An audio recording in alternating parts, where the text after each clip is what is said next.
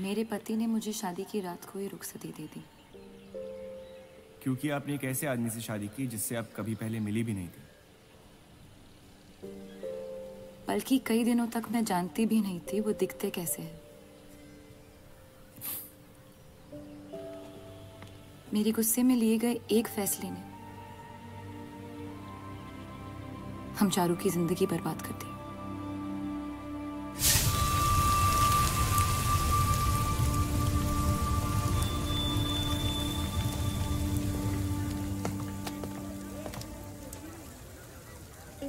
ऐसे जफर मियाँ, अगर आपको अपनी तलवारों से इतना ही इश्क है तो लोहारों की लड़ाई में शामिल क्यों नहीं हो जाते? उसी लड़ाई के लिए तो तलवारें बना रहा हूँ। बस इन्हीं तेज जुमलों से ना हीरा मंडी की औरतों के दिल काट रखे हैं आपने। कल मीटिंग में क्यों नहीं आए? एक और दिल कटने का इंतजार कर रहा था, उसे तोड़ना नहीं चाहता था।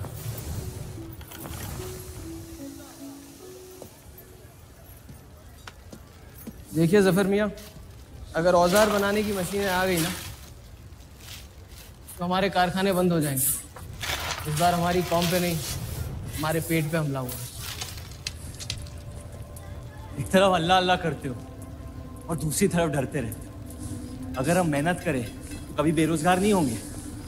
और रही आपके आवाम हक पार्टी की मीटिंग और बंटवारे की बात, तो मैं हरामी हूं। मुझे खुद के अब्बा ने उनका नाम तक नहीं दिया। जो आदमी अपने हक के लिए नहीं लड़ा, वो आवाम के हक के लिए क्या लड़ेगा? चलिए छोड़िए।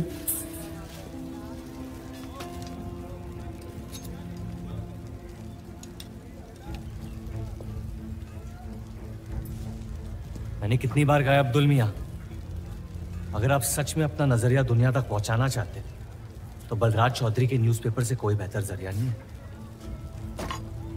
आपके कहने से हम गए थे दिल्ली टाइम्स के अखबार वालों से मिलने, लेकिन जब से उस बलराज चौधरी का बेटा विलायत से लौटा है, बंटवारे के खिलाफ एक मुल्क एक अवाम के आर्टिकल छापने में मशगूल है।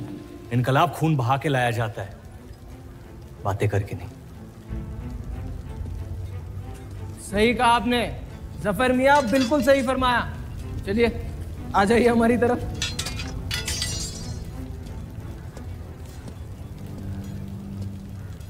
गलत ना समझे मुझे, भाई है आप मेरे, जान दे सकता हूं, लेकिन सिर्फ आपके लिए। बस मुझे इन चौधरियों के मसलों से दूर रखिए अब अब्दुल मियां।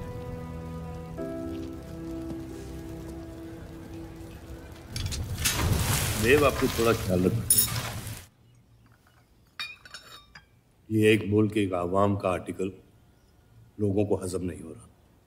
धर्म के नाम पे अंग्रेज हमारे देश का बंटवारा कर रहे हैं, जिससे फ्यूचर में किसी का फायदा नहीं होगा। लेकिन उनके बिना हम अपना देश भी तो नहीं संभाल पा रहे। उसके बारे में क्यों नहीं लिखते हैं आप? वक्त के साथ हम सब सीख लेंगे, अगर साथ में रहे तो। इस मकसद का मसीहा तुम्हें किसने बनाया? मैं बस एक आवाज हूं जिसमें लोगों तक पहुंचने की ताकत है, या बहकाने की ताकत? या उन्हें सही राह दिखा रहा हूं, जिस सही राह में यकीन आप भी करते हैं, बस सियासत से डरते हैं। ये मत भूलिए कि हम यहाँ माइनॉरिटी हैं और मुस्लिम लीग दिन ब दिन ताकतवर होती जा रही है। आप अपने दिमाग से सोचें, दिल से नहीं। अगर मैं ऐसा कर पाता तो फिर बात ही क्या थी। कभी कभी दिमाग का दिल से हार जाना जरूरी होता है।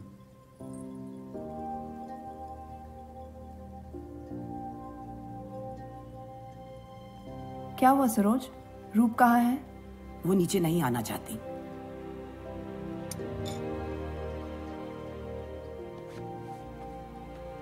चलता हूं। कोई बात नहीं, उन्हें उनका नाश्ता कमरे में ही दे दे। जी। देव को हमेशा लगेगा कि मैंने उसके साथ ज्यादती की, लेकिन आपने जो किया है सही है। जिंदगी पर भरोसा रखिए, उसने जो उलझाया है वही खुद सुलझाएगी।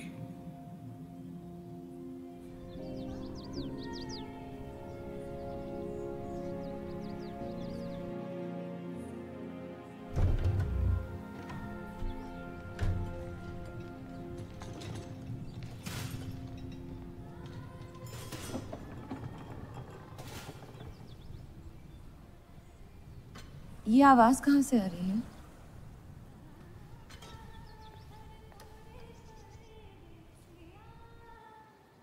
बहार बेगम की हवेली से। किसी जमाने में हुस्नाबाद की सबसे मशहूर मुजरे वाली हुआ करती थी, लेकिन फिर उन्होंने नाचना छोड़ दिया। अब गाना सिखाती हैं। कहाँ है बहार बेगम की हवेली? हीरा मंडी में, इस शहर का सबसे बदनाम मोहल्ला। उस जगह का सिर्फ नाम लेने से ही लोगों के नाम खराब हो जाते हैं। अरे हम कह रहे हैं आपसे मुंशी साहब, हमारे जफर भाई से अच्छा लोहार पूरे हीरा मंडी में नहीं है। अभी पिछले साल ब्रिटिश आर्मी की तलवारें भी इन्होंने ही तो बनाई थी।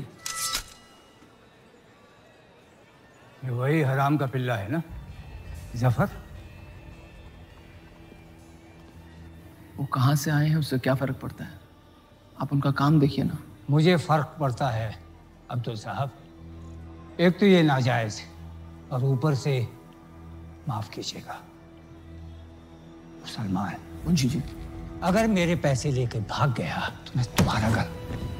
लोगों के काम पे तवज्जो देना सीख, उनके बाप के नाम पे नहीं। लेकिन ये बड़ी बात तेरी कम अकल नहीं समझ पाएगी। छोड़ दे, छोड़ दे जफर। मैं कह रहा हूँ जफर, छोड़ दे। छोड़ दे जफर।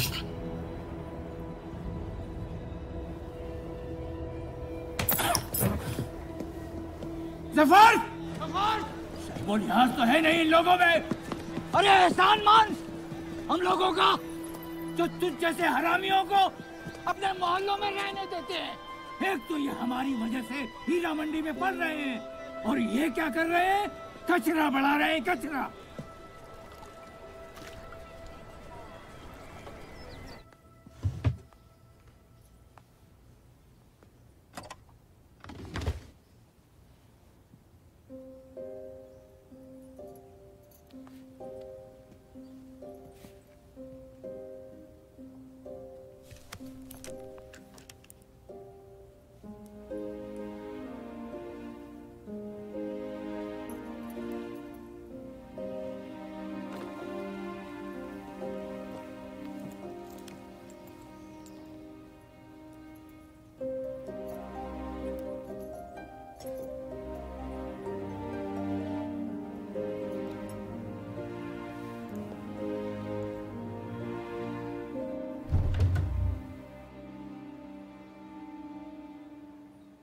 रो